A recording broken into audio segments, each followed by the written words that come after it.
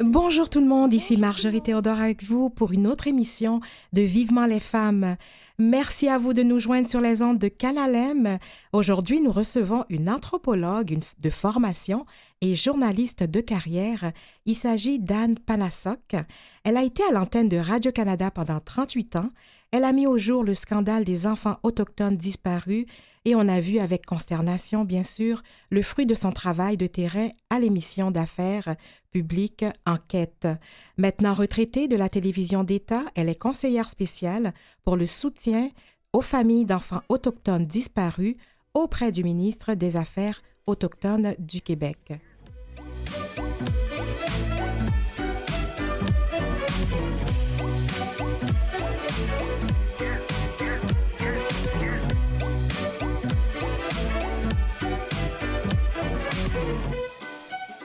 Bonjour Anne Panasok. Bonjour Marjorie. Un plaisir de vous avoir avec nous, à Vivement les femmes, avec tout votre parcours. Donc, c'était important de vous recevoir. Alors, tout de go, ce que j'aimerais savoir, pour saisir la femme que vous êtes, j'aimerais que vous nous relatiez votre enfance, parce que je sais que vous êtes issue quand même de deux cultures. Votre père est russe et votre mère beauceronne. Donc, parlez-nous, comment ça s'est passé l'enfance? Vous savez, Boris Cyrulnik, le neuropsychiatre, dit que la vision du monde est un aveu autobiographique. Oui. Et j'y pense vraiment. Parce que j'ai vécu dans une famille, justement, avec des différences culturelles. On parle des années 50. Oui. Malheureusement, j'ai un certain âge. Donc, dans les années 50, dans le Québec catholique, ma mère avait osé épouser un Russe orthodoxe qui avait émigré. C'est lui qui a émigré. Et ma mère était sa deuxième épouse. Sa première épouse est décédée d'un accident de voiture. Alors, mes demi-frères, demi-sœurs plus âgés n'ont pas pu aller à l'école en français parce que les écoles françaises étaient catholiques. Les non-catholiques n'étaient pas admis. Donc, ils ont été scolarisés en anglais. Mais chez moi, on parlait russe, on parlait polonais, on parlait anglais, on parlait français parce que moi, je suis allée à l'école française. Je suis profondément attachée à la langue française. Je suis profondément québécoise. Mais j'ai vécu dans un milieu, justement, différent, avec une diversité culturelle, où on mangeait différemment. Oui. On ne mangeait pas nécessairement les mêmes choses. C'était normal, évidemment, pour moi, quand on est un enfant, là, c'est d'avoir ces différences culturelles.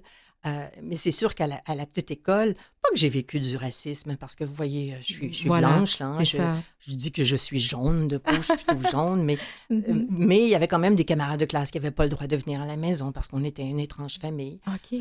Je me souviens d'un professeur de deuxième année qui s'inquiétait beaucoup si elle enseignait à un enfant d'un Russe communiste ou d'un Russe blanc. Alors on me disait, est-ce que ton père est un Russe blanc ou un Russe rouge? Et je n'avais aucune idée de ce qu'elle me disait. Mon père était un survivant. Il est né au début du 20e siècle, 1908, un survivant des famines, de la Révolution, de la guerre. La dernière des choses, c'était d'emmener tout ça ici. Et ça, je crois que ça m'a donné une certaine ouverture au monde, un intérêt aux gens des différentes cultures. Mais aussi, dans la famille, mon père étant justement d'une autre époque, d'une autre génération, d'un autre pays, les filles, on n'était pas tout à fait les égales. Ah, d'accord. Aux garçons. On est 3 garçons, 3 filles chez nous. Moi, je suis du deuxième nid, comme on dit. Pas tout à fait égales. Ils nous aimaient, là, mais pas tout à fait égal. Et ils ne pensaient pas qu'on était pour faire des études, les filles. Finalement, toutes les filles, on a fait des études supérieures davantage que les garçons. Oh, pas toujours davantage, mais en tout cas, tout autant, certainement. Tout autant. Et c'était aussi dans un Québec où, rappelez-vous quand même, la contraception était à peine permise. L'avortement était illégal. Il n'y avait pas de garderie. Alors moi, j'ai vécu dans ce monde-là. Je suis rentrée dans la vie professionnelle, dans ce monde-là. Et ça m'a profondément marquée, bouleversée, mais marquée. Je suis devenue féministe, ça c'est certain, tout en étant ouverte aux autres cultures. À ce moment-là, vous étiez, à quel âge vous êtes devenue féministe? Vous étiez déjà jeune, dans l'adolescence ou... Oh, ma mère se rappelle que très jeune, je refusais de faire le lit de mon frère, qui a à peine 1 an et demi de moins que moi, qui on demandait, tu sais. Alors, très, très jeune, et ma mère raconte, ah oui, tu m'as appris des choses à l'adolescence. Alors, j'étais assez rebelle à l'adolescence. J'étais une bonne écolière, là, mais j'étais rebelle. Je refusais de faire des choses. Et je tenais tête à mon père. C'était difficile, probablement, pour lui. Et j'avais aucune intention de devenir mère, moi, et de fonder une famille. Je voulais découvrir le monde. Ah oui. Je voulais découvrir le monde, je voulais voyager, je voulais prouver que j'étais capable de faire ce que les hommes faisaient. C'est terrible, hein, de dire ça. Je parle d'une autre époque, mais encore aujourd'hui, cet été, vous le savez, on a lu dans les journaux comment l'égalité homme-femme n'était pas encore acquise. Et l'avortement, c'est inquiétant avec ce qui se passe aux États-Unis, de voir ce qui va se passer ici au Canada. Mais l'égalité homme-femme, ne serait-ce que dans les salaires, ça n'est pas encore gagné. Oui. Et nous avons vécu ça, même à Radio-Canada, où les femmes, même dans des émissions aussi prestigieuses d'affaires publiques, à un moment donné, on s'est aperçu que les femmes, on n'était pas aussi bien payées que les garçons. Oui. C'est quand même incroyable. Oui. Ah non, ça toute ma vie, là. Il faut l'égalité. L'injustice me mène à l'action. Ça, vous le portez. Donc, votre famille était située où? Parce que, est-ce que vous étiez à La Beauce ou vous étiez à Montréal? Non, à Montréal. Ah, vous étiez à Montréal. Oui. OK. Oui. Puis dans un Montréal qui n'était pas encore ce qu'on voit maintenant, la diversité, non. c'était... Je pense que moi puis Bartkowiak, on était les deux noms étrangers de l'école. Et après ça, il y a eu les réfugiés. Oui. Il y a eu, par la suite, ça a changé. Et pourtant, j'étais dans une école publique, là, qui est aujourd'hui multiculturelle, l'école secondaire Saint-Luc. Ah oui, tout à fait. Oui. Mais à l'époque, il y avait peu. Et puis, tranquillement, le Québec a changé. Oui. Puis, vous avez déjà visité sûrement la Russie? Non. Vous avez... Oh non, pas du tout. Même pas. Même pas. OK. Même pas. Pourtant, j'ai beaucoup voyagé, mais je suis pas allée en Russie. C'était dans mes projets. Ça l'est toujours. Oui, oui. J'ai été 2 fois à l'université pour essayer d'améliorer mon russe. Et puis, ma sœur aînée est décédée, mon père est décédé, ma mère ne le parle pas, c'est difficile de le maintenir. Et puis, vous savez, actuellement, ce n'est pas le moment pour aller en Russie. Non, voilà. C'est même pas tout à fait le moment pour dire qu'on est d'origine russe. C'est très difficile. Mais mon père est né dans une région qui a été, à un moment donné, appartenue à la Pologne, à un moment donné à la Russie. C'était des frontières qui changeaient. Et c'est pour ça qu'il parlait autant polonais que russe. Il serait horrifié de voir ce qui se passe aujourd'hui j'en doute pas. Puis vous avez, je veux dire, dans vos gènes, mais je veux dire, est-ce que dans vos actions aussi, cette culture, cette mixité de culture, vous la vivez bien? Mais ma famille est tellement multiculturelle aujourd'hui, mes frères et sœurs, c'est tellement multiculturel, c'est incroyable. Et je pense qu'eux aussi ont vécu la même chose. Hein, d'épouser une Nicaraguayenne, d'épouser une Libanaise. Maintenant, c'est multiculturel dans la grande famille. Et il faudrait leur demander. Je n'ai jamais posé cette question-là, dans le fond, à mes frères et sœurs. Oui. Donc, il y a toute cette ouverture vers l'autre. Oui. Et pourquoi l'anthropologie comme étude? Justement parce que j'aimais tellement les humains. Ah oui? J'aimais les autres cultures. Je voulais savoir comment ça se passait ailleurs, comment ils vivaient ailleurs. Je voulais absolument comprendre. Oui. Et puis ça a été un choix, un premier choix à l'université? Ah oui, absolument. Ah absolument. Oui? Okay. Oui, j'étais une bonne écolière. Alors, j'avais même sauté des années. Puis je me souviens encore, j'hésitais entre le droit mais ça aurait été le droit international. Ou sinon l'anthropologie. J'avais demandé des rencontres au recteur. J'en reviens pas, là. J'avais du front tout le tour de la tête, franchement, à cet âge-là. Et puis, j'ai dit, non, ça va être l'anthropologie. Je ne l'ai pas regretté. Pas du tout.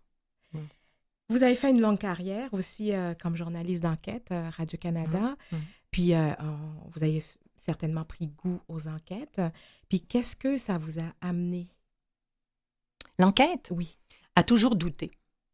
C'est la première des choses. Moi, je trouve que c'est une des grandes qualités qu'on devrait développer chez les journalistes, et chez les gens en général, mais chez les journalistes, évidemment, au-delà d'un certain savoir, des techniques, il faut douter. Il faut douter d'abord de la réponse qui nous est donnée, surtout de la part des autorités, comprendre vraiment ce qu'ils disent, mais douter aussi lorsqu'on parle à des gens très simples, au-delà des autorités, à des gens ordinaires, aux gens, et surtout lorsqu'ils appartiennent à d'autres cultures, est-ce qu'on a bien compris ce qui a été dit? Évidemment, je le vis beaucoup avec les Autochtones. Est-ce que j'ai bien compris ce qu'on m'a dit? Évidemment, à cause de la différence de culture, à cause de la différence de langue. Mais c'est la même chose, non seulement, évidemment, dans les communautés, auprès des communautés culturelles, lorsqu'on les rencontre, mais aussi dans des groupes très différents. Si je rencontre des femmes qui sont à la prison, des mères, je me souviens d'un reportage avec des mères qui sont en prison, il y a un autre langage, il y a une autre façon de dire les choses. Est-ce que j'ai bien compris ce qu'elles m'ont raconté? Parce qu'on a toujours évidemment nos valeurs, nos prismes, nos préjugés, inconscients, nos effet. biais Oui. inconscients. Alors, il faut vraiment douter de ce qu'on a compris, surtout si, comme journaliste, on veut ensuite expliquer, rapporter, il faut vraiment douter. Et ça, l'enquête m'a permis de faire ça. Parce que quand on fait un journalisme, et j'étais journaliste d'abord, comme journaliste aux nouvelles, on Oui. rapporte pour une conférence de presse, un Mhm. événement, c'est pas tout à fait la même chose. Quand on fait de l'enquête, on est vraiment dans une deuxième et une troisième lecture des choses. Et ça nous permet d'aller plus loin, de comprendre, mais il faut à toutes les étapes d'en douter, remettre en question ce qu'on nous dit, puis aller plus loin. Mhm. Pour bien relater les faits sans apporter de jugement Absolument. également. Ouais, Oui, ouais. vous avez tout compris, Marjorie. Nous allons passer à une petite pause et puis on va revenir avec Anne Panassac.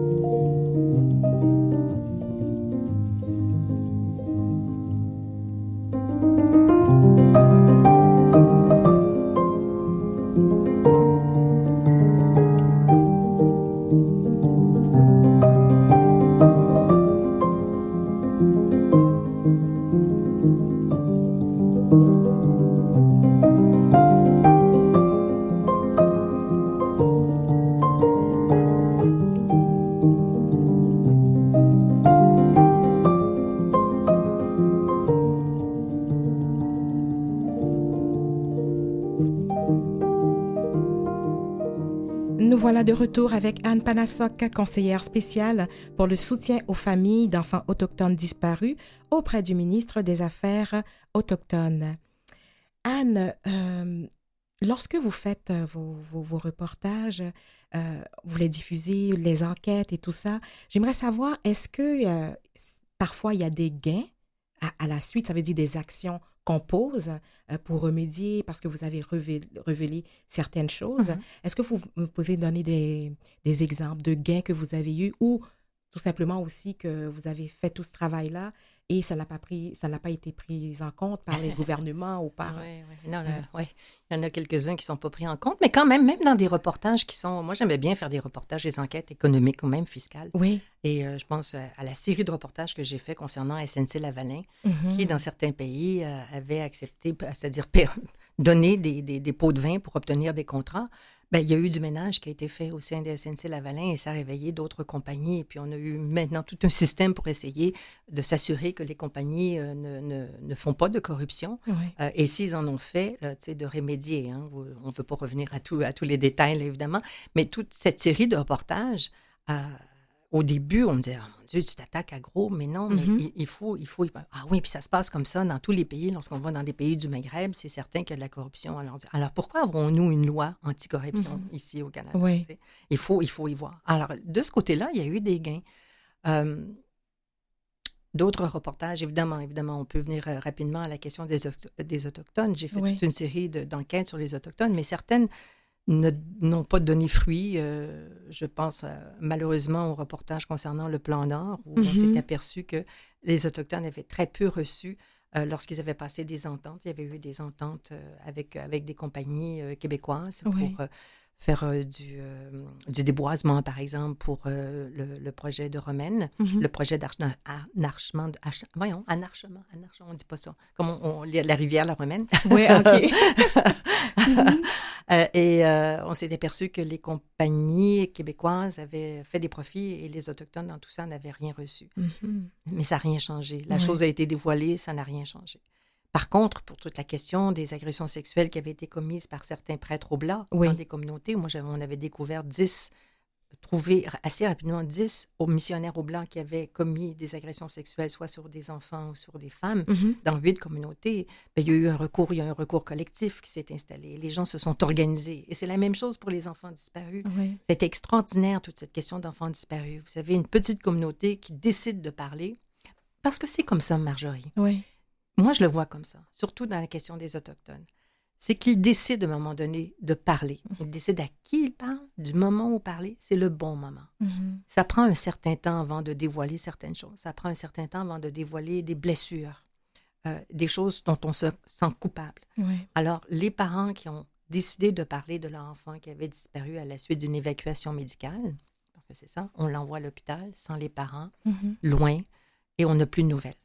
Évidemment, on parle des années 60, 70 surtout, jusqu'à 80. Plus de nouvelles, on ne sait pas ce qui se passe et finalement, on ne sait pas de quoi il est décédé, s'il est vraiment décédé ou pas. Les Autochtones avaient choisi de parler. Ils avaient décidé de me parler parce qu'ils avaient appris à me connaître avec le temps. Et ça a changé les choses. Ça a changé les choses chez eux parce qu'ils se sont mis à s'organiser. D'abord, les mères ont commencé à arrêter de culpabiliser parce que beaucoup disaient « j'ai pas su protéger mon enfant. J'ai pas été capable d'aller le chercher. » Et là, quand on voit comment ils vivaient, on comprend qu'ils n'ont pas pu. Alors, de réaliser qu'il n'y a pas que ma famille, il n'y a pas que moi, il y en a d'autres dans ma communauté, mais il y en a dans d'autres communautés, et là, il y en a dans d'autres nations. Et c'est ça qu'ils découvrent à un moment donné. Et là, il y a une déculpabilisation extraordinaire. Et une organisation, une solidarité qui s'est créée, une organisation qui s'est créée et qui a fait des pressions, énormément de pressions pour qu'on arrive à cette loi sur laquelle je travaille, qui est la loi 79 et qui permet de déverrouiller les archives médicales et les archives religieuses et donc de permettre aux familles d'obtenir des réponses. Est-il décédé, mon enfant? Et de quoi? Et si oui, où est-il enterré? S'il n'est pas décédé, où a-t-il été adopté? Alors ça, c'est extraordinaire, cette mobilisation-là. Moi, c'est de voir des gens qui se sentent d'abord victimes et qui deviennent à un moment donné des survivants et qui décident de s'organiser. Parce qu'ils sont dans la collectivité, ils se retrouvent entre eux, parce qu'une mère seule n'a pas vécu seule ce phénomène, donc elle se sent au moins peut-être moins coupable. Oui, puis il faut être entendu. Il ne suffit pas de parler, il faut pouvoir être entendu. Et ça, il y a eu un momentum, il y a eu un moment où on a dit, ça suffit, on parle. On va au-delà de la culpabilité et aussi de la remise en question des autorités religieuses, des missionnaires oblats qui étaient dans les communautés, et aussi des autorités québécoises qui étaient responsables des hôpitaux, ou des communautés religieuses, parce qu'on sait qu'il y a des communautés religieuses qui ont tenu des sanatoriums et des hôpitaux jusqu'à assez tard dans les années 60, avant que le régime public se mette en place. Oui. J'aimerais continuer en parlant de votre mandat actuel, donc conseillère spéciale pour le soutien aux familles d'enfants disparus auprès du ministre des Affaires autochtones. En quoi consiste ce mandat? C'est extraordinaire, ce mandat-là. Non, parce que maintenant, parce que lorsqu'on est journaliste, Marjorie, surtout à l'enquête, on dénonce. Hein? C'est ça, on dénonce, on fait un gros travail, on dénonce. Et là, je fais partie de la solution. Ça fait du bien à l'âme, je vais vous dire. Alors, le mandat, c'est un peu d'être comme le médiateur entre le gouvernement. Oui. En fait, c'est de conseiller le gouvernement quant à l'application de cette loi-là, de façon à ce que les communautés et les familles autochtones se sentent satisfaites. Mhm. Parce qu'il y avait là un défi de confiance. Un défi de confiance parce qu'on dit aux familles, vous avez perdu un enfant au pensionnat, puis que ce soit Québec ou fédéral, Oui. on a perdu un enfant au pensionnat, on perd un enfant qui est évacué médicalement à l'hôpital de La Tuque ou de Robertval ou de Blanc-Sablon, peu importe. Mhm. C'est une institution québécoise. Et voilà, nous avons une loi québécoise. Faites-nous confiance, on va aller chercher les réponses. C'est tout à fait impossible. Oui. Alors, il fallait que je conseille le ministre sur la façon d'appliquer la loi, la façon d'approcher les communautés, Mhm. de façon à expliquer cette loi-là. Et la première des choses que je lui ai dites, c'est qu'il faut travailler avec une association autochtone. On ne peut pas travailler, nous, des Blancs. Moi, je suis une Blanche, là. Oui. Entre guillemets, là. Oui. Et même s'il y a des fonctionnaires de très bonne volonté qui travaillent avec moi, on a une direction de soutien aux familles. Il y a actuellement 3 femmes qui travaillent à Québec, qui font tout le travail, je dirais, clérical, appelons-le comme ça. Mais ça ne suffit pas, là. Ça ne suffit pas. Alors, il y a une association avec laquelle je travaille main dans la main tous les jours et j'ai insisté pour qu'elle fasse partie de ce processus à toutes les étapes. Et c'est l'association Awashak, qui veut dire petit être de lumière en Atikamekw. Alors, l'association s'était mise sur pied avec tout le travail qui avait été fait d'enquête, de rencontres ensuite entre les communautés. Et ils se sont donc incorporés parce qu'ils ont suivi les travaux de la loi 79. Ils ont suivi les travaux de la commission parlementaire. Et là, lorsque je vais dans les communautés avec des membres de l'association créée uniquement de membres de familles qui ont perdu des enfants. Des enfants, oui. Alors, il y a des gens qui viennent avec moi et je viens avec Françoise Rupertas, par exemple, qui est la directrice, qui a perdu un frère et une sœur, avec Pierre-Paul Nicoué, qui a perdu 2 frères. Et ces gens-là disent, vous savez, vous la connaissez, Anne, puis nous, on travaille avec, mais nous, on sait ce que c'est la douleur de perdre un frère, une sœur, que nos parents ont vécu, ils ont pleuré, ils ont cherché. On sait ce que c'est. On a suivi les travaux de la loi. Nous sommes d'accord avec la loi. C'est une bonne chose, la loi. Et ça, c'est une clé extraordinaire qui ouvre le cœur des familles et des communautés et qui nous permet d'avoir leur confiance. Et ils savent que dans le processus, Awashak sera là. Leur information, parce que les familles nous demandent, pouvez-vous chercher Violetta, par exemple, ou le petit Joseph? On ne sait pas ce qui s'est passé. Il y a des enfants, des bébés, mais il y a jusqu'à des adolescents. C'est ça. Et nous, on fait les démarches. Et après ça, quand on revient pour leur donner l'information, on leur dit « Awashak est dans la boucle. Awashak suit ce qui se passe. Awashak s'assure qu'on fasse toutes les démarches possibles dans tous les hôpitaux, sanatoriums, diocèses, cimetières, et s'assure ensuite de livrer l'information aux familles. » Oui. Mais lorsque vous commencez vos recherches, pour moi, c'est comme une boîte de Pandore. Là. C'est où? Absolument. C'est où? Parce qu'en plus, les archives, ça ne doit pas être non, dans les archives. On découvre. À chaque jour, on découvre. À chaque jour, on découvre. Et c'est à géométrie variable. Il y a des hôpitaux, qui collaborent mais ils sont obligés, hein? Mais ils collaborent mieux. Mais dans certains cas, où sont exactement les archives? On sait qu'il y a eu un hôpital, par exemple, fédéral un certain temps à Québec, l'hôpital Savard, où beaucoup d'Autochtones se sont rendus dans les années 50-60. On ne trouve pas les archives encore. Donc, on cherche encore. Et avec le temps aussi, il y a des demandes qui nous viennent. Il y a des demandes d'exhumation. On peut accompagner les familles pour exhumer un corps. C'est-à-dire, donc, l'enfant est enterré ici à Montréal, mais on voudrait le rapatrier dans la communauté de Picogan, en Abitibi. Ah, il y a des demandes comme ça? Oui, il y a des demandes. Et nous les accompagnons. OK. Donc, à chaque fois qu'il y a une demande nouvelle, on apprend à faire. Comment on fait? Où sont les géoradars pour surveiller? Comment on fait pour exhumer? Il faut que ça passe par le coroner en chef. Il faut une demande en cours supérieure. Donc, on accompagne les familles et on s'assure de savoir, évidemment, comment faire les choses. Ce que j'ai oublié de dire tantôt, c'est que non seulement il y avait de l'information à donner aux familles, mais il fallait donner de l'information à l'appareil gouvernemental, à tous les CIUS, hôpitaux de ce monde, le ministère de la Culture, le ministère de la Santé. Il fallait donner énormément d'informations avant de pouvoir procéder. Et à mesure qu'on découvre des choses, qu'il y a des demandes et qu'on découvre des choses, on procède à d'autres recherches, d'autres demandes. Vous savez, c'est depuis septembre seulement que la loi est en vigueur. Et nous sommes déjà, je pense que nous cherchons actuellement pas loin de 90 enfants. Et on vient, pour moi, à peine de commencer le travail parce qu'on n'a pas été dans toutes les communautés, toutes les nations jusqu'à présent. On n'a pas eu le temps, pandémie malheureusement. Et à mesure qu'on va dans les communautés, il y a de plus en plus de demandes qui nous viennent et qui font que, oui, comme vous dites, c'est une boîte de Pandore aussi. Ah bon? Mhm. Comme ça, c'est comme ça que ça se passe. C'est, par exemple, dans une... j'ose pas dire où, il y a une fosse commune pour les Blancs et une fosse commune pour les Indiens. Ah oui. Oui. Bon, est-ce qu'on est surpris? Non. Non, non. Non. Non. Mais, Ouais. et on découvre Mais c'est des ça, choses. la réalité. On découvre Ouais. des choses. Comment vous faites, Anne? Parce que c'est quand même très poignant. C'est, vous faites, vous voyez, en tout cas, ce qu'il y a de plus laid dans notre nature humaine, c'est d'avoir autant délaissé des gens, des humains. Donc, comment vous faites émotionnellement pour vous détacher? Parce que vous avez quand même un travail aussi intellectuel, un travail d'analyse à faire. Comment vous faites? Ah, c'est difficile.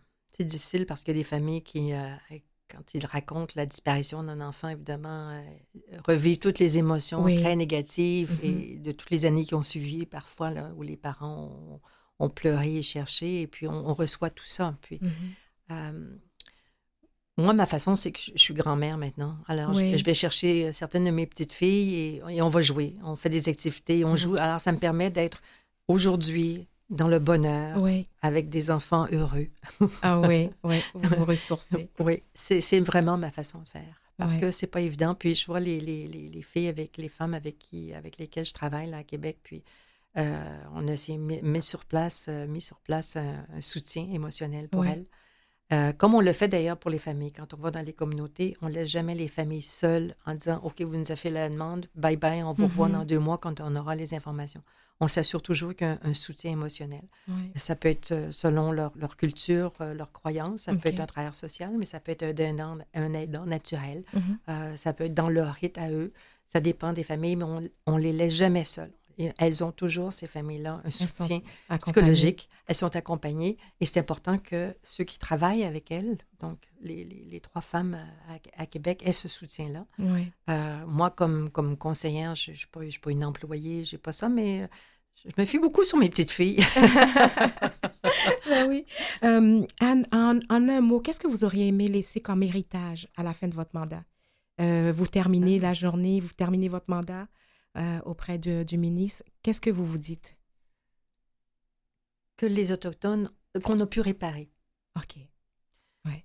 Qu'on a pu réparer. Que les Autochtones ont eu suffisamment confiance en cette loi et en ce processus, la façon dont on l'a appliqué, Oui. qu'il y a véritablement une réparation qui s'est faite. On parle beaucoup de réconciliation. Hein. Oui. Moi, je trouve qu'on est encore très loin de ça. De Il faut ça. commencer par réparer les torts.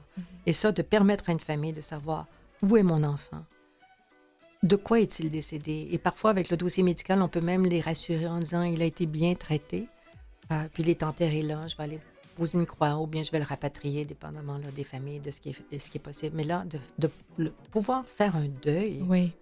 c'est extraordinaire. On y pense, hein, n'importe quelle personne là, qui a Tout à été fait. parent, là, mère, fait. moi grand-mère, là, qu'on ait pu réparer. un peu. Oui, oui. Chères auditrices, auditeurs, nous allons poursuivre après la pause.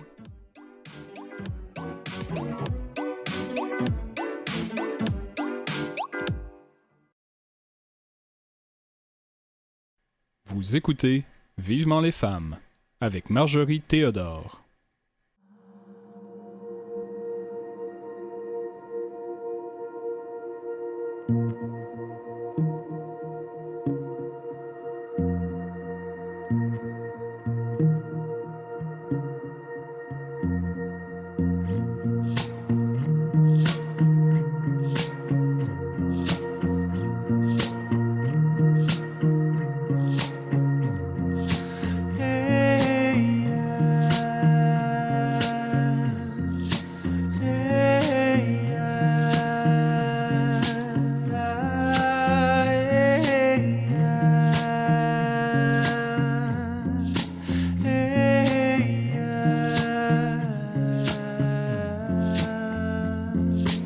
Assoiffé, je creuse la boue, je titube les rues, je bois le feu, le soleil, le rivage peuple mon corps, il est à moi le monde, je ne sais pas parler aux étrangères qui m'habitent.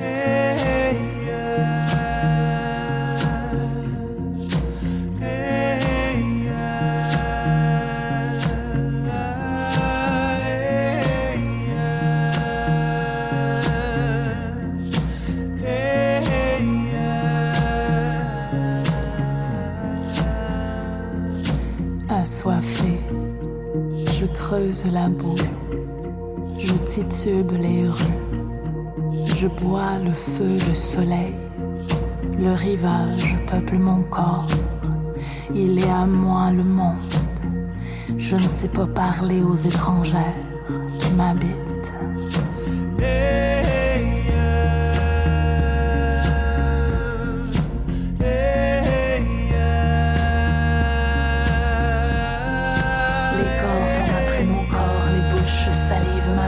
Les seins naviguent mes seins droites dans l'aube. Je n'ai pas oublié le goût des lèvres. Aucun empereur n'aura la main sur moi. Un subalterne aura du riz à pose dans mon nombril. Mes entrailles porteront des fils illégitimes et donneront naissance à des champs de maïs pour nourrir mon peuple. Pour nourrir mon peuple.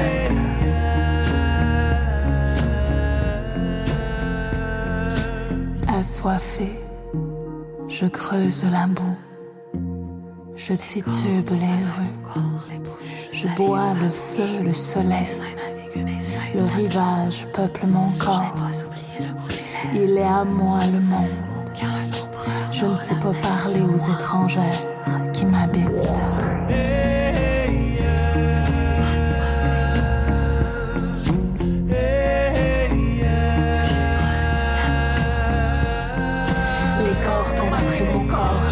Salive ma bouche, les seins naviguent mes seins droites dans l'ombre. Je n'ai pas oublié le goût des lèvres. Aucun empereur n'aura la main sur moi. Un subalterne aura du riz pose dans mon nombril. Mes entrailles porteront des fils légitimes et donneront naissance à des champs de maïs pour nourrir mon peuple. Pour nourrir mon peuple.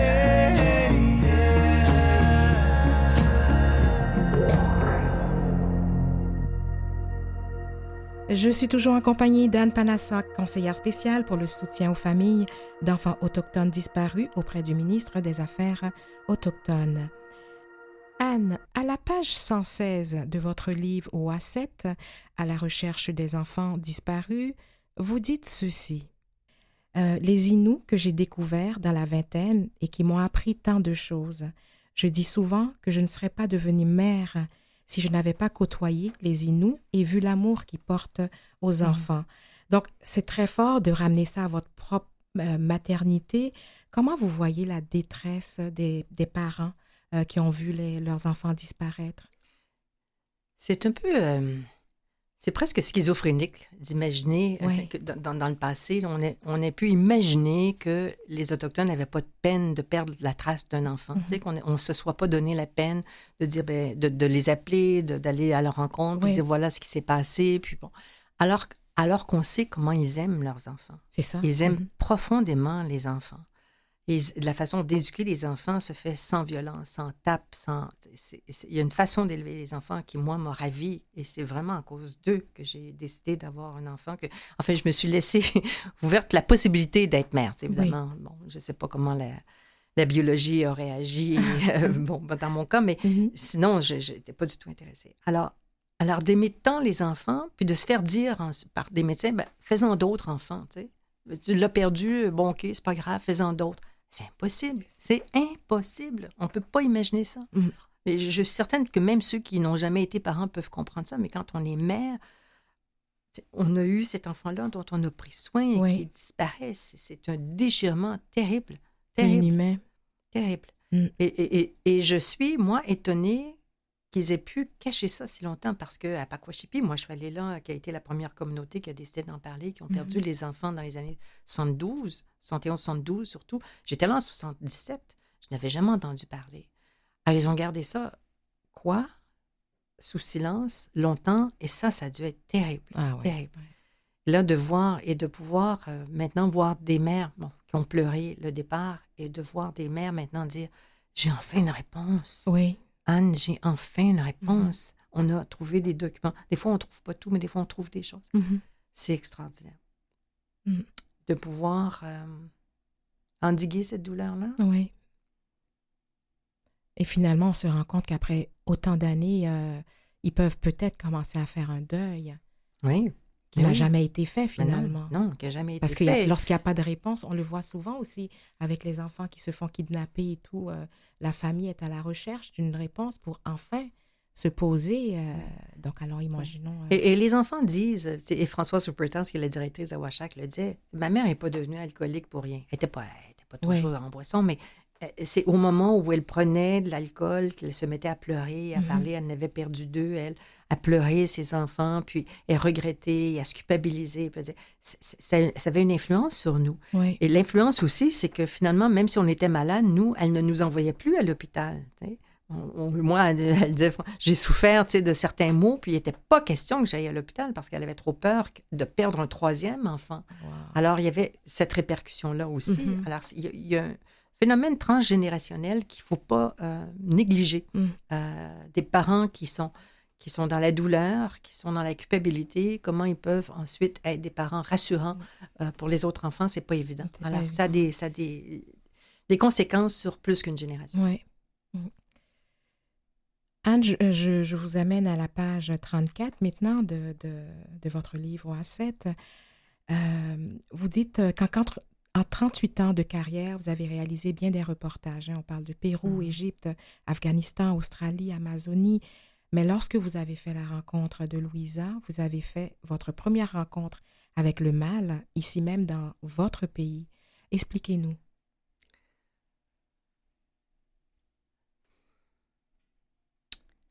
C'est de réaliser que c'est mon propre pays, mes propres institutions qui a fait ça, qui ont fait ça aux Autochtones. Les Autochtones, c'est notre colonie interne au Canada.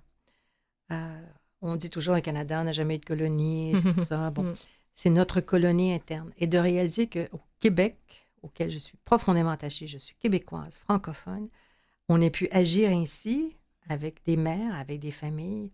Je trouvais ça extrêmement, c'est plus que troublant. J'étais révoltée. J'étais vraiment révoltée. Et j'avais toujours dit aux Autochtones, je vais faire tout ce que je peux comme journaliste. Et après, quand à un moment donné, on prend sa retraite, j'ai dit, je ne vous laisserai jamais tomber. Je ne sais pas ce que je peux faire, mais je serai toujours à vos côtés. Je serai là et on continuera ensemble à obtenir des réponses. J'étais vraiment révoltée. C'est une injustice très grande, très, très grande qu'on a fait. On ne réalise pas les dommages que ça fait. Ah non, c'est ça. Puis avec cette proximité avec les peuples autochtones, j'ose vous demander, on en a discuté quand même, mais après autant de drames vécus, qu'est-ce qui pourrait être salvateur pour eux? Quels seraient les gestes à poser? Je sais que vous en posez là, mais est-ce qu'il y aurait d'autres gestes à poser? Bien, évidemment, ça dépend à quel niveau on parle. Est-ce que c'est le gouvernement ou le commun des mortels? Moi, je dis d'abord... Mais je trouve que le vent a changé. Le vent a changé de bord, comme on dit en québécois. Il a changé de bord, le vent. Là, moi, je trouve qu'encore, ils ne vendent pas assez fort parfois, mais il faut écouter. Il ne faut pas négliger en disant, ben oui, mais eux autres, ils se plaignent tout le temps. C'est ça, j'entends ça, là, actuellement, là, parce qu'on a beaucoup entendu parler des questions autochtones, des revendications, des douleurs, des victimes. Ah, encore eux autres, mais tu sais, qui s'en remettent. Non, on ne s'en remet pas comme ça. Non. Alors, il faut continuer à entendre, à écouter et à entendre. Écouter, c'est une chose, mais à entendre, comprendre ce qu'ils nous disent. C'est la première des choses pour le commun des mortels. Oui. Et on apprend beaucoup de choses avec eux. Vous savez, moi, j'ai la maternité. Oui. Mais le rire avec vrai. les Autochtones. Moi, l'autodérision, là, je l'ai vraiment appris avec eux. Je m'amuse énormément. Et c'était une des façons, tantôt, vous me disiez comment on fait pour se remettre, là, parce que c'est sûr que c'est lourd. Oui. On finit, même dans des situations dramatiques, à rire. Non, mais c'est assez incroyable. Oui. Incroyable. Il y a toujours un petit mot d'humour qui fait que, hop, on va éclater de rire tous et là, on dénoue la tension. Et c'est leur façon de faire, de dénouer les tensions, c'est de partir à rire, de se moquer de la situation, même de se moquer de soi. Là. Oui. Alors, moi, j'ai fait énormément d'autodérision avec eux. Puis c'est assez facile parce que qu'on a toutes sortes d'habitudes qui n'ont rien à voir nécessairement avec les communautés, je dirais, qui vivent plus près de la nature. Tout à fait. Toute une question de rythme, d'heure, heure à laquelle ils m'appellent, heure à laquelle moi je les appelle, puis on peut rire de ça, puis on va rire de moi. C'est assez extraordinaire. Vous savez, j'ai des petits-enfants autochtones maintenant. Ah oui? Ben oui, par le réseau d'Alliance, mon deuxième conjoint a des enfants autochtones. Okay. Moi, je ne les ai pas élevés, ces enfants. Oui. Mais maintenant, ces petits-enfants sont les miens. Ils sont les miens. Oui. Donc, jusqu'au bout, là, même dans votre propre famille, vous êtes baigné dans Finalement, cette culture. c'est le hasard de la vie, mais qui fait que maintenant, j'ai des enfants, des petits-enfants Inuits et Inuks. Oui. Oui. Je voudrais vous demander, Anne, qu'avez-vous pensé de la démarche du pape? Parce qu'on parlait des gestes à poser. Pas grand-chose, je vous avoue, Marjorie, ouais. parce que d'abord, moi, je ne suis pas croyante, mais je respecte les gens qu'ils sont, même si je trouve ça parfois étonnant qu'ils le soient encore après tout ce qui s'est passé. Si c'est important pour eux, si ça leur permet de cheminer sur le chemin de la guérison, je vais être avec eux. Il y en a d'autres qui ont refusé, qui ne voulaient pas. Je respecte tout à fait ça. Oui. Ce que je voudrais, c'est que le pape, par contre, aille au bout de ses excuses et permette d'ouvrir toutes les archives religieuses.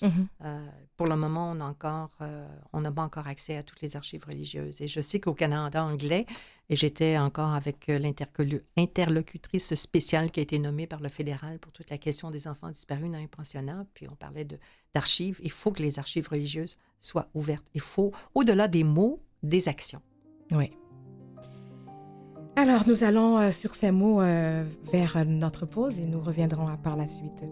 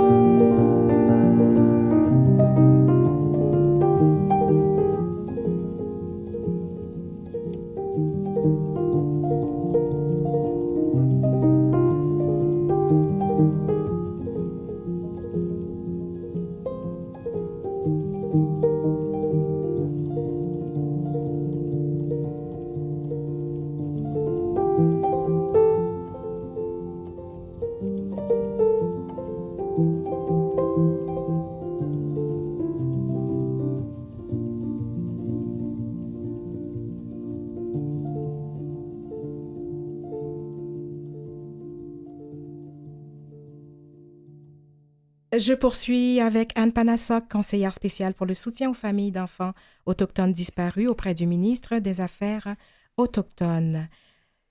Anne, vous nous apprenez beaucoup. Merci. Merci de partager avec nous. À la page 139 de votre livre, on lit ceci. Ce qui me permet d'aller de l'avant, de continuer ma recherche, je dirais ma quête, c'est que toutes les personnes qui me parlent me disent se sentir plus légère après. Elles sont contentes d'avoir brisé le silence, de s'être débarrassées de ce fardeau, non seulement de l'agression en tant que telle, mais aussi du silence et de la culpabilité qui s'est ensuivie. Est-ce que cette quête dont vous parlez est devenue pour vous, au fil du temps, une mission? On peut dire. Oui. On peut dire, oui, effectivement. C'est ce que mon conjoint vous dirait. C'est ça. Tellement il me voit travailler, puis il Oui. dit, mais non, mais je dis, il y a tellement de choses encore à faire pour arriver au bout de nos rêves. Oui. Oui, ça devient une mission. Et ce passage-là est extrêmement important pour moi parce qu'effectivement, j'ai vu les gens changer, de victimes devenir des survivants, vraiment changer. Et encore, dernièrement, il y a une dame qu'on a rencontrée à Natashquan Oui. et qui a perdu 3 enfants. Elle n'en avait jamais parlé. Ouais. Elle n'en avait jamais parlé. Mhm. Et je la connaissais depuis longtemps, cette dame-là, mais elle n'avait pas parlé. Et après avoir nous raconté, bon, les enfants sont nés quelle date, ont été à quel hôpital et tout ça, elle avait dit, si vous saviez comme je me sens légère maintenant, j'ai l'impression de voler. Et on n'avait pas de réponse encore, mais juste le fait d'en parler, de pouvoir dire enfin que ces enfants-là avaient disparu malgré elle, Oui, oui. évidemment, malgré les soins. Juste ça, là, c'était un soulagement extraordinaire. Mhm. Et je l'entends là, de la part de femmes dont on retrouve des informations. Des fois, les parents sont encore vivants et qui disent Ah, mon Dieu! Jusqu'à présent, on me disait que c'était pas vrai que j'avais pas accouché à tel hôpital. Wow. Pourtant, je le sais bien que j'ai Ben accouché oui, à tel ben oui. hôpital.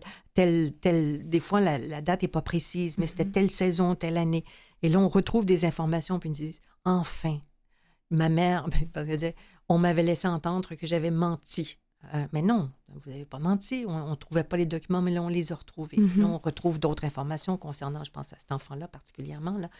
Mais de voir les gens changer, justement, Mhm. c'est ça qui est important. S'il n'y avait pas ça, là, on ne peut pas toujours rester dans la dénonciation puis rester sain. C'est C'est ça. impossible. Non, j'en doute pas, j'en doute pas.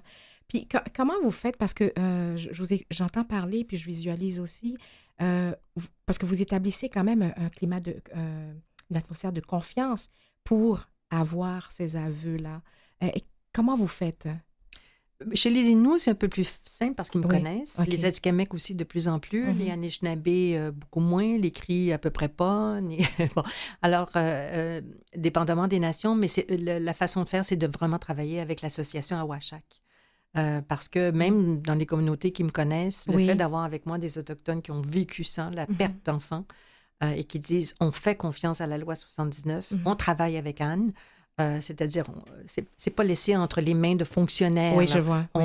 On travaille avec elle, on sait ce qui se passe, on va soutenir le processus et on va vous soutenir, vous aussi, dans la Mhm. démarche jusqu'au bout. C'est ça la façon de faire. Mhm. Et je vais utiliser un terme terrible que j'aime pas, mais j'arrive pas à en trouver un autre. Peut-être vous pouvez me trouver. C'est l'autochtonisation du processus. Oui. C'est Oui. pas vrai qu'on on peut pas arriver avec une loi et dire on va l'appliquer comme ça. Exactement. je Il comprends. faut Ouais. l'appliquer selon les rites, la façon de faire Mhm. des Autochtones, et ils sont différents d'une communauté à l'autre. Vous voyez, dans le processus, dans nos tournées, on a commencé par la porte de l'Est. Mhm. Parce que Awashak me disait, si on veut respecter la roue de la médecine, il faut commencer par la porte de l'Est. La porte de l'Est, ce sont donc les Inuits sur la Basse-Côte-Nord. Et puis, bon, il faut faire avaler ça au gouvernement, là. Oui. Et après ça, on a été déposé le rapport annuel. On avait décidé d'aller le déposer non seulement à l'Assemblée nationale, le premier rapport annuel en mars, mais aussi dans la communauté de Pakwashipu, qui est la dernière communauté là, de la Basse-Côte-Nord. Mhm. Et ça aussi, d'entraîner, on était une dizaine de personnes de mon comité de suivi, parce qu'il y a un comité de suivi aussi, des gens du gouvernement, bon, la direction de soutien aux familles, se rendent là, accepter. C'était la première fois que le gouvernement faisait une chose semblable. Mhm. Alors, c'est l'autochtonisation du processus. Et je pense que sans ça, c'est pas possible. C'est ça. Pas possible. Parce qu'ils doivent pouvoir reconnaître des gens qui leur ressemblent dans Absolument. tout le processus. Oui. Et être certain que tout est fait et qu'il n'y aura pas quelque chose qui est caché ou quelque chose qui n'a pas été fait parce qu'on n'a pas retourné toutes les pierres, on n'a pas ouvert tous les tiroirs. Mhm. Il faut qu'ils soient certains de la façon de faire. Et ça, Ouais. il faut que ça soit des leurs. D'ailleurs, j'ai un comité de suivi qui est composé essentiellement de membres d'associations autochtones Autochtone. et aussi les membres de l'opposition. Et c'est important pour moi. OK. Oui, les gens qui, de l'opposition, des trois partis de l'opposition, il y a toujours un responsable des questions autochtones, Mhm. sont sur mon comité de suivi parce que je veux que ça soit en dehors de la politique Mhm. partisane. Oui. La loi, elle est là pour 10 ans. Alors, qu'est-ce qui va arriver dans 5 ans? Qui va être au pouvoir? Je ne sais pas. Mais je veux que tous les partis d'opposition voient ce qui se passe Oui. lorsqu'on applique cette loi-là et qu'ils nous aident. Et ils sont ravis d'être là. C'est assez étonnant. Mhm. C'est Oui. pas étonnant. Je ne sais pas, mais ils sont ravis. Ils nous le disent. Monsieur Kelly, Manon Massé, Oui. Martin Ouellet du Parti québécois, qui malheureusement ne va pas se représenter, mais ils sont tellement contents d'être là et de voir que ça se passe bien, que dans les communautés, on est bien reçus. Ils ont été bien reçus à Pakwashipu. Ils ont vu comment les gens étaient contents. Mhm. Alors, comme la loi doit exister encore 10 ans, possibilité de renouvellement, il faut que les partis d'opposition soient au courant de ce qui se passe. Oui. Donc, vous diriez que les différents partis, finalement, il y a quand même un consensus ou bien une prise Consensus. voilà, Il y a un de- consensus pour sur, la loi. Lorsqu'on ouais. a déposé lorsqu'on a déposé le rapport annuel à l'Assemblée nationale, tous les députés se sont levés pour applaudir, ce qui se n'était jamais fait. Ça Ah semble, oui, ok. c'est une petite affaire, hein? Oui. Mais ça ne s'était jamais fait. Mhm. Alors, les gens se sont levés et ont applaudi. Et j'étais là, moi, à l'Assemblée nationale, avec justement des membres d'Awashak. Oui. Encore, je veux qu'ils soient là partout, tout le temps, qu'ils comprennent et qu'ils puissent dire ce qui se passe dans leur communauté et aussi nous influencer sur notre façon de faire. Mhm, mhm. Est-ce que dans le cadre de votre mandat, vous trouvez quand même que vous avez tous les outils ou pour bien faire votre travail, c'est-à-dire pour amener à des résultats où il y a des choses qui manqueraient encore? On pense déjà à un petit changement législatif, là, mais comme je ne l'aurais pas proposé, changer un petit élément là, en ce qui concerne les exhumations, ce qui pourrait nous faciliter la vie. Mais pour le moment, on dit qu'on a pas mal de bons outils. On a l'argent pour le moment. C'est évidemment en arrivant à la rivière qu'on traverse le pont puis qu'on s'aperçoit que le pont est peut-être pas assez large là, ou assez long. Alors, je pense déjà à certains petits changements. D'ailleurs, on va faire des recommandations encore avec le comité de suivi.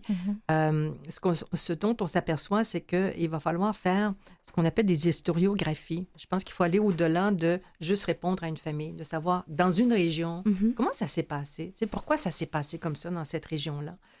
Et ça ne peut pas être moi, ça ne peut pas être à Ouachak, ça ne peut pas être... Les 3 femmes de la direction d'institution famille à Québec, il va falloir demander à des chercheurs. Déjà, des chercheurs se sont avancés en disant on est prêts à vous aider.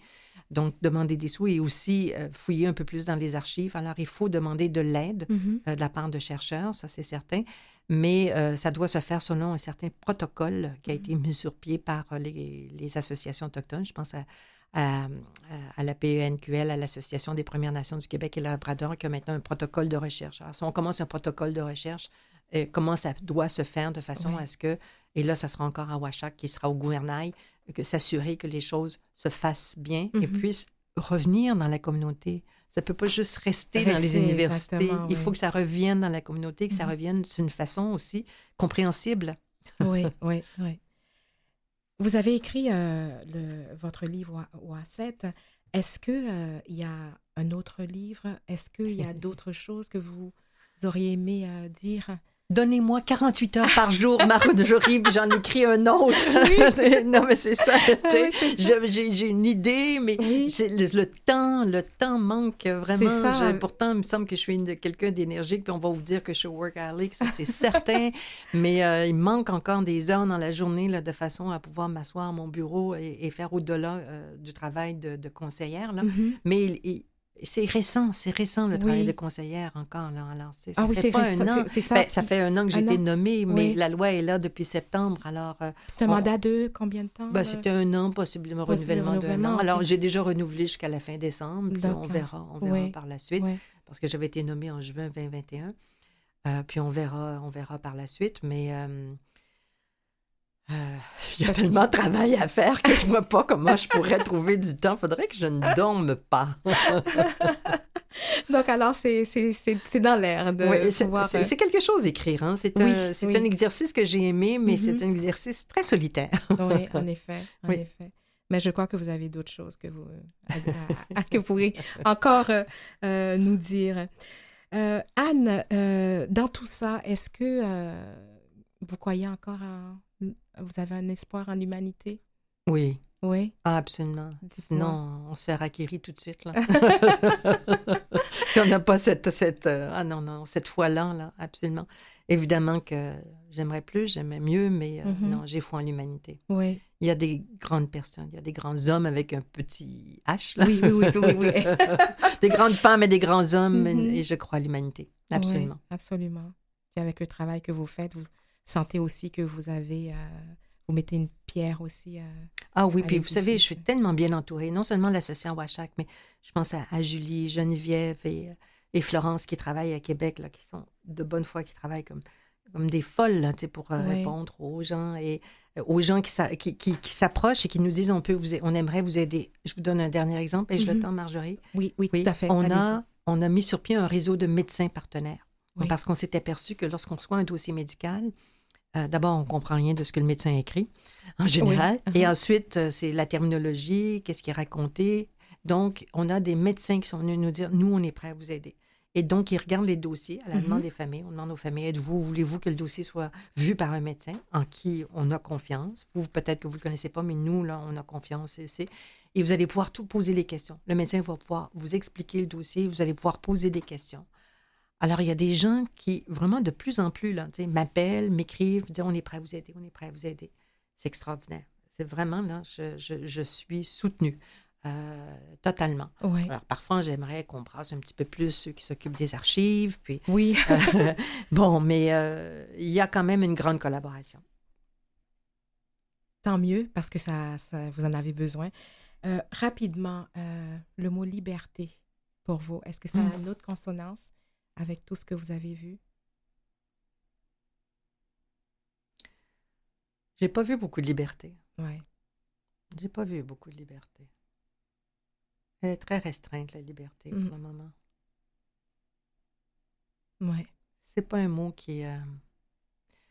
c'est un rêve, Mhm. mais c'est pas ça qui m'accompagne dans le chemin de ma quête. Je vois beaucoup plus d'humanité, de collaboration, de rire, mais liberté, là, non. Non. Merci, Anne Panasok, sur ces mots Ça me fait plaisir. touchants. Merci d'avoir accepté notre invitation. Ce fut fort enrichissant. Et je vous souhaite une bonne continuation dans votre mandat et votre mission. Vous avez pu nous l'expliquer en long et en large. Donc, merci de faire ce travail-là, je vous le dis personnellement. Alors, je rappelle que Anne Panasok est conseillère spéciale pour le soutien aux familles d'enfants autochtones disparus auprès du ministre des Affaires autochtones. Ceci met fin à notre émission.